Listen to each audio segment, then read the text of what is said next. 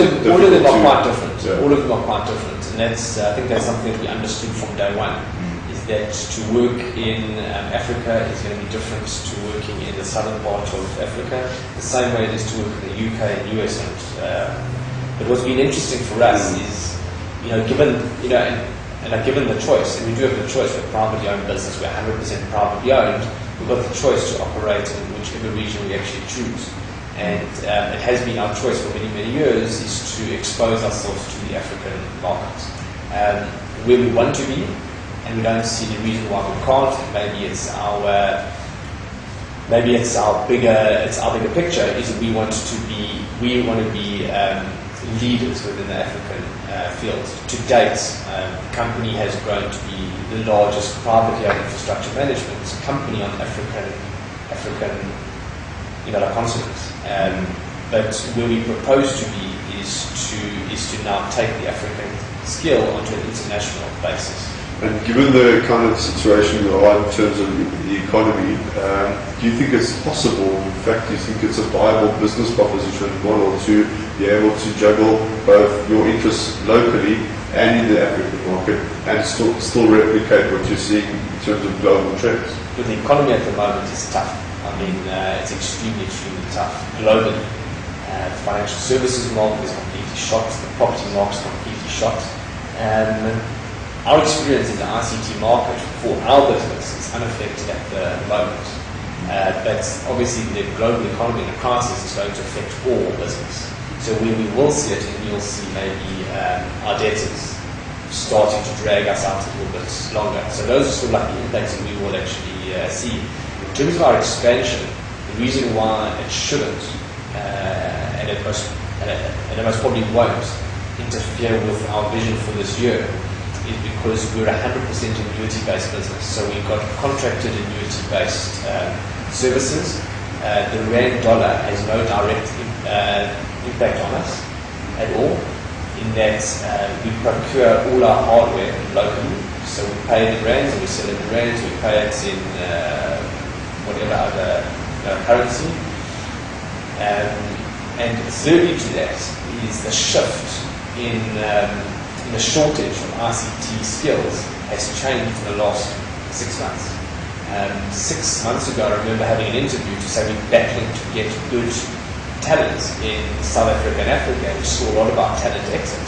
So we saw a lot of our top professional skills exit, go work in Europe and the US and so on. We inundate at the moment with CVs of people wanting to actually come back. So it's been an incredible change. And obviously the world goes in these cycles, but for the first time ever, we've seen this cycle turn in 6 months. So suddenly what's actually happening is and I used to always talk about to attract and retain talent in the ICT industry being very, very tough. The market's changed. It's done now 180.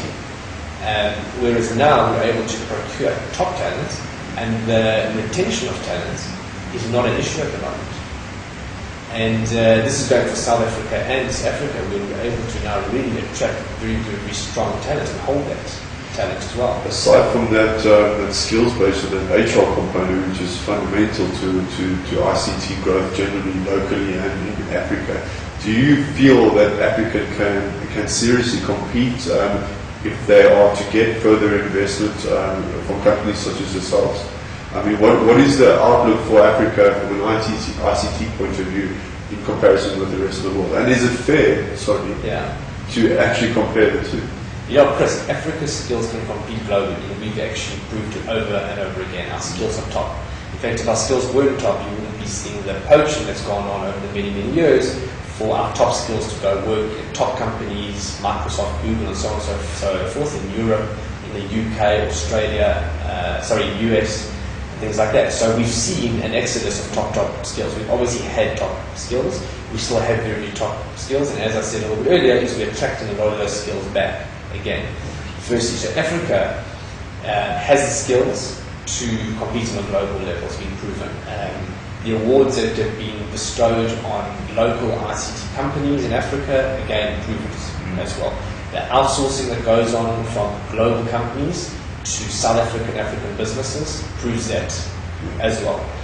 The innovation that takes place in Africa, because it does anyway, but outside that, because it has to. Because you have to innovate in order to compete, because we have got issues maybe with bandwidth, with infrastructure and so on and so forth. So we need to find better ways of doing things. Whereas in the American markets, you don't have to think about any other variables other than just doing that particular or providing a particular service. We have to account for all these other third-party issues. So that also makes us leaders in that field. What has limited, I believe, South African businesses from really spreading their wings, and is very much the fact that the digital divide is a very defined line. There's this very defined line between companies in South Africa trying to operate globally due to the infrastructure issues. But what we mapped out and planned out for this year, actually, which will start seeing the impact of that 2010 and beyond, that is without doubt an inclusion for Africa to trade on a global level. ICT is core to it because it underlines your communications, your telecoms, your infrastructure calls, the internet, the access. It basically includes Africa in the rest of the world. If we look at it, it was last year that Northern Africa, $400 million left Africa to go pay for the routing of local calls. So essentially what you've got is you've got local telephone calls in Africa that are being routed through the US and back to Africa. That's costing us $400 million a year. So we're just sort of leaking that money out. It's our intention to attract and retain and keep that money locally. We already do it in a different level. What we do is we provide global services using local African people.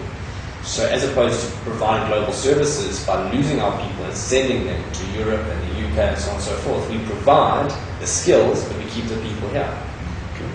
And I think that's what the market's liked. In fact, the market's loved it, and the international market loved it. We've attracted attention from Dubai, like you actually know, where they are they're just completely bowled over how we've been doing this for like all these years. Also, if we look at what's happening now, this is actually this is sort of like breaking news, where there's a big question over the outsourcing to India. You've got Satyam, who was probably one of the largest Indian ICT businesses, where they've obviously identified a few issues there. And the World Bank has pulled a lot of its outsourcing to India based on the issues that have arisen with that business and the general ICT sector in India. Where else do they actually outsource to? South Africa, and Africa is perfect because the language barrier is not really there, the skills there, and it's a call center hub for the world. So we'll take advantage of that this year. And just to then expand on that, it's always been our vision to be 100% African owned, which is what we've currently done and we're always actually doing. It's always been our vision to take our business, to grow our business in the South African market, which we've done. We've covered the South African market. It's always been our vision to go and have an entree into Africa. Our office in Botswana was the first entree into Africa, so we've actually done that. It's always been our vision to use that as the gateway to the rest of Africa, and we've done that as well. So it is our vision going forward is to get more entrenched into the different African regions, which we're actually busy with. Any specific regions that you're going to be targeting in the short term? Nigeria was obvious. Right. We're busy with Rwanda as well at the moment. As I say, November I was there. In fact, there was such a lot of interest with us going there that companies from Dubai actually flew out to actually meet us. I'm going back to Rwanda in February, so I'm going actually back there. We've tied up with a company there. And as I say, we're investing money and time and resources and skill and talent and transfer of intellectual property to these local businesses for them to become Integr8 businesses. And obviously what we'll do with that is we'll adapt it for the local market. And working with the people up there has been fantastic.